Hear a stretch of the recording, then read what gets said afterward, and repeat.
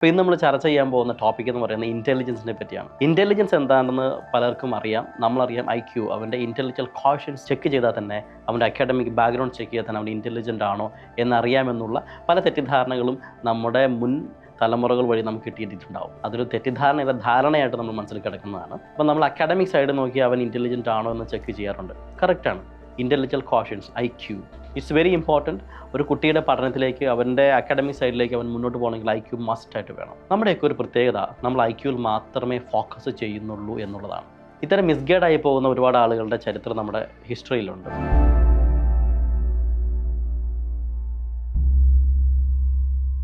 അപ്പോൾ അങ്ങനെ ഒരു എക്സാമ്പിൾ ഞാൻ പറയാം. ഈ സമീപകാലങ്ങളിൽ വന്നൊരു വ്യക്തിയാണ്.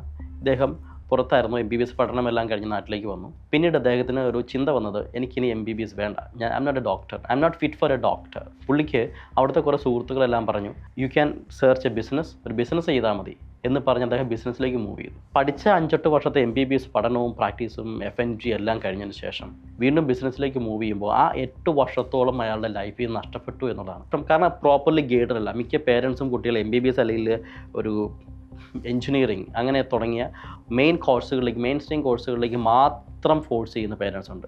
അത് IQ എന്ന് പറഞ്ഞ സംഭവത്തിൽ ഫോക്കസ് ചെയ്തുകൊണ്ട് മാത്രമാണെന്നുള്ളതാണ്. ഇവിടെ നമ്മൾ പ്രത്യേകമായിട്ട് മനസ്സിലാക്കേണ്ട കാര്യമുണ്ട്. നമുക്ക് IQന് കൂടാതെ 3 പ്രധാനപ്പെട്ട ഇൻ്റലിജൻറ്റ് കോഷ്യൻസ് കൂടി ഉണ്ട്. ആ കോഷ്യൻസിനെ പറ്റി പറയുമ്പോൾ രണ്ടാമത് പറയുന്നതാണ് ഇമോഷണൽ കോഷ്യൻസ്, EQ എന്ന് പറയും. ഇമോഷണൽ കോഷ്യൻസ് എന്ന് വെച്ചാൽ ഇമോഷൻസിനെ നമുക്ക് ബാലൻസ് ചെയ്യാൻ പറ്റുന്ന കഴിവിനെയാണ് ഇമോഷണൽ കോഷ്യൻസ്. അതായത് പെട്ടെന്ന് ദേഷ്യം, സങ്കടം, ഭയം ഇതൊക്കെ വന്നു കഴിഞ്ഞാൽ ഈസി ആയിട്ട് അതിനെ മാനേജ് ചെയ്യാൻ പറ്റുന്ന ഒരു സ്റ്റേബിൾ ഇമോഷണൽ ഫിറ്റ്നസ്, ഇതിനാണ് ഇമോഷണൽ കോഷ്യൻസ് എന്ന് പറയുക.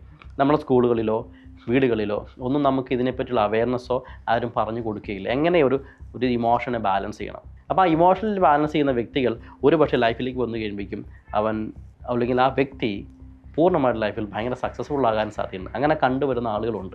മൂന്നാമത്തെ ഒരു കണ്ടീഷനാണ് CQ എന്ന് പറയും, ക്രിയേറ്റീവ് കോഷ്യൻസ്. നമ്മൾ കണ്ടിട്ടുണ്ട് ചില കുട്ടികൾക്ക് ഭയങ്കര ആക്റ്റീവാണ്, അവർ ക്രിയേറ്റീവായിട്ടുള്ള കാര്യങ്ങൾ ചെയ്യും, പെയിൻറ്റിങ്സ്, അതേപോലെ പടം വരയ്ക്കുക, ക്രിയേറ്റീവ് സ്കൾപ്ചേഴ്സ് ഉണ്ടാക്കുക, അങ്ങനെ പല ആക്ടിവിറ്റീസിലേക്ക് മുഴുകുന്ന എക്സ്ട്രാ കരിക്കുലർ ആയിട്ടുള്ള കാര്യങ്ങളിൽ ഇൻവോൾവ് ചെയ്യുന്ന കുട്ടികൾ, അവർ സ്കിൽഡ് ആയിട്ടുള്ള കുട്ടികളുണ്ട്. അപ്പോൾ അങ്ങനെയുള്ള ക്രിയേറ്റീവ് ആയിട്ടുള്ള കുട്ടികൾ നമ്മൾ പലരും പേരൻസും സപ്പോർട്ടിങ്ങോ അല്ലെങ്കിൽ അതിനെപ്പറ്റിയുള്ള ഇൻ്റലിജൻസ് ഉണ്ടെന്നുള്ള അറിയാത്തത് കൊണ്ട് ഇവരെ സപ്പോർട്ട് ചെയ്യാറില്ല. ആ കുട്ടികളെ അല്ലെങ്കിൽ ആ വ്യക്തികളെ നേരെ MBBSോ അല്ലെങ്കിൽ ബിസിനസ്സിലോ അല്ലെങ്കിൽ ഒരു എഞ്ചിനീയറിങ്ങിലോ കൊണ്ടിട്ട് കഴിഞ്ഞാൽ തകർന്ന് തരിപ്പണമായി പോകും. സോ അവരെ ഐഡൻറ്റിഫൈ ചെയ്യുക, അവരെ അതിനനുസരിച്ച് മോൾഡ് ചെയ്യുക എന്നുള്ളതാണ് ചെയ്യേണ്ട ഒരു കാര്യം. അപ്പോൾ അങ്ങനെയുള്ള ആളുകൾ ലൈഫിൽ ഭയങ്കരമായ സക്സസ്ഫുള്ളായിട്ട് ആളുകളുണ്ട്. അങ്ങനെ സക്സസ്ഫുൾ ആയ ആളുകളാണ് ഒരുപാട് ഗ്രേറ്റ് ആയിട്ട് പെയിൻറ്റേഴ്സ്, ആർട്ടിസ്റ്റുകൾ, അല്ലെങ്കിൽ നടന്മാർ, നടിമാർ, ഡയറക്ടേഴ്സ്, അങ്ങനെ പല രീതിയിൽ എത്തിപ്പെടുന്ന ആളുകൾ ഇങ്ങനെയുണ്ട്. ഇതാണ് ക്രിയേറ്റീവ് കോഷ്യൻസ് എന്ന് പറയുക.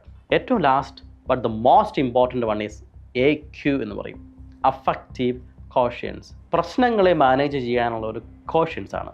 അതായത് അവൻ്റെ ലൈഫിൽ വരുന്ന പ്രശ്നങ്ങളുണ്ടെങ്കിൽ അതിനെ മാനേജ് ചെയ്യാനുള്ള കപ്പാസിറ്റി ഡെവലപ്പ് ചെയ്ത് കൊടുക്കുക. പണ്ടത്തൊക്കെ നമ്മുടെയൊക്കെ കാരണവന്മാർ, മുത്തശ്ശന്മാരും അല്ലെങ്കിൽ വല്യപ്പന്മാരൊക്കെ പറയുന്നത് കേട്ടിട്ടുണ്ട്. അവരുടെ കുടുംബജീവിതത്തിലേക്ക്, അവരുടെ ഫാമിലി ലൈഫിലേക്ക് വരുമ്പോൾ ഒരുപാട് മക്കളുണ്ട്. ആ മക്കളുടെ കൂടെ അവർ അടിയിടിയും ബഹളങ്ങളും, പക്ഷേ അന്ന് കഴിക്കാൻ ഭക്ഷണങ്ങളോ കാര്യങ്ങളോ ഒന്നുമില്ല, വളരെ ലിമിറ്റഡ് ആയിട്ടുള്ള ഫുഡ്. ആ ലിമിറ്റഡ് റിസോഴ്സസുകളിൽ അവർക്ക് മാനേജ് ചെയ്യാൻ വേറെ സോഴ്സ് ഇല്ല. They have to fight. അവർ ഫൈറ്റ് ചെയ്ത് അവരുടെ ലൈഫിലേക്ക് മുന്നോട്ട് പോകുമ്പോൾ പല പ്രശ്നങ്ങളും മുമ്പോട്ട് പോകും. അവർ ഒരിക്കലും ജീവിതത്തിൽ പരാജയപ്പെട്ടു പോയിട്ടോ അല്ലെങ്കിൽ നിരാശപ്പെട്ടു പോയിട്ടോ സൂയിസൈഡ് കണ്ടീഷനിൽ പോയിട്ടോ ഒന്നും കണ്ടിട്ടുണ്ടാവില്ല. പക്ഷേ നമ്മുടെ ഇപ്പോഴത്തെ ജനറേഷനിലേക്ക് പോയി കഴിയുമ്പോൾ when there is A problem, പെട്ടെന്നൊരു പ്രശ്നം വന്നു കഴിഞ്ഞാൽ അതിനെ മാനേജ് ചെയ്യാനുള്ള കപ്പാസിറ്റി നമ്മുടെ കുട്ടികൾക്കില്ല, യുവതലമുറയ്ക്കില്ല എന്ന് തന്നെ പറയാം. അവർക്ക് അഫക്റ്റീവ് കോഷ്യൻസ് ഇല്ല എന്നുള്ളതാണ്. കാരണം പേരൻസ് എല്ലാ ഫെസിലിറ്റീസും കൊടുക്കും, പ്രോബ്ലംസിനെ മാനേജ് ചെയ്യാനുള്ള ഒരു ഫേസ് പോലും അവർക്ക് കൊടുക്കാറില്ല എന്നുള്ളതാണ്. ആ ക്രിയേറ്റിവിറ്റി അല്ലെങ്കിൽ ആ അഫക്റ്റീവ് കോഷ്യൻസിനെ വളർത്താനുള്ള സാഹചര്യം നമ്മൾ കൊടുക്കുന്നില്ല എന്നുള്ള പല എക്സാമ്പിൾസുകൾ നമുക്കറിയാം. +2 കഴിഞ്ഞ് അച്ഛൻ അല്ലെങ്കിൽ അമ്മ എന്തെങ്കിലും ഗിഫ്റ്റ് കൊടുത്തിട്ടില്ലെങ്കിൽ ആ ഗിഫ്റ്റ് കൊടുക്കാത്തതിൻ്റെ വെളിച്ചത്തിൽ സൂയിസൈഡ് ചെയ്ത പല എക്സാമ്പിൾസും നമ്മുടെ തൊട്ടടുത്തുണ്ട്, അനുഭവത്തിലുണ്ട്. അത് ക്രിയേറ്റീവ് കോഷ്യൻസിനല്ല, അഫക്റ്റീവ് കോഷ്യൻസ് ആണ് ഇല്ലാത്തത്. അത് അഫക്റ്റീവ് കോഷ്യൻസ് ഇല്ലാത്തത് കൊണ്ടുള്ള ഒരവസ്ഥയാണ്. അപ്പോൾ ഇതിനെ ക്രിയേറ്റ് ചെയ്യുക എന്നുള്ളതാണ് ഏറ്റവും പ്രധാനപ്പെട്ട ഒരു കാര്യം. നമ്മൾ സാധാരണ IQ അല്ലെങ്കിൽ ഇൻ്റലിജൻറ്റ് കോഷ്യൻസ് മാത്രമല്ല ഒരു വ്യക്തിയുടെ പൂർണ്ണമായ വളർച്ചയിലേക്കുള്ള കാര്യം. അപ്പോൾ അതുകൊണ്ട് നിങ്ങൾ +2 കഴിഞ്ഞ് പരാജയപ്പെട്ടു പോയി ജീവിതത്തിൽ ഫെയിലായപ്പോൾ SSLC കഴിഞ്ഞ് മുന്നോട്ട് പോകാൻ പറ്റിയില്ല, അല്ലെങ്കിൽ അടുത്തതിലേക്ക് പോകാൻ പറ്റിയില്ല എന്ന് പറയുമ്പോൾ നിരാശപ്പെട്ടിരിക്കാതെ അടുത്ത സ്റ്റേജസ് കണ്ടുപിടിക്കുക എന്നുള്ളതാണ്. അപ്പോൾ അവിടെ നമുക്ക് പല കോഷൻസ് ഉണ്ടാകാം.